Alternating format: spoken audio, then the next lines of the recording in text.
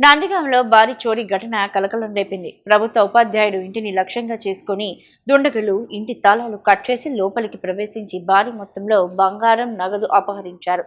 ఇంట్లో ఎవరూ లేని సమయాన్ని గమనించి పక్కా ప్లాన్తో దొంగతనానికి పాల్పడినట్లు తెలుస్తోంది. ఈ ఘటన స్థానికంగా తీవ్ర ఆందోళనకు గురిచేసింది.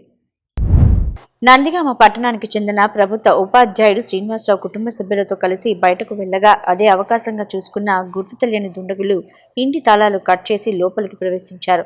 అనంతరం ఇంట్లోని బీరువాను పగలగొట్టి సుమారు 700 గ్రాముల బంగారం, 6 లక్షల రూపాయల నగదును చోరీ చేసినట్లు సమాచారం. ఇంటికి వచ్చిన శ్రీనివాసరావు ఇంటి తాళాలు తెగిపోయి ఉండడం, ఇంట్లో సామాన్లు చెల్లాచెదురుగా కనిపించడంతో షాక్కు గురయ్యారు. వెంటనే పోలీసులకు సమాచారం అందించారు. ఘటనా స్థలానికి చేరుకున్న పోలీసులు ఇంటిని పరిశీలించి వివరాలు సేకరించారు. క్లూస్ టీమ్, ఫింగర్ ప్రింట్స్ నిపుణులు ఆధారాలు సేకరిస్తున్నారు. భారీ స్థాయిలో బంగారం, నగదు చోరీ కావడంతో స్థానికులు భయాందోళన వ్యక్తం చేస్తున్నారు. పోలీసులు కేసు నమోదు చేసి దర్యాప్తు చేపట్టారు.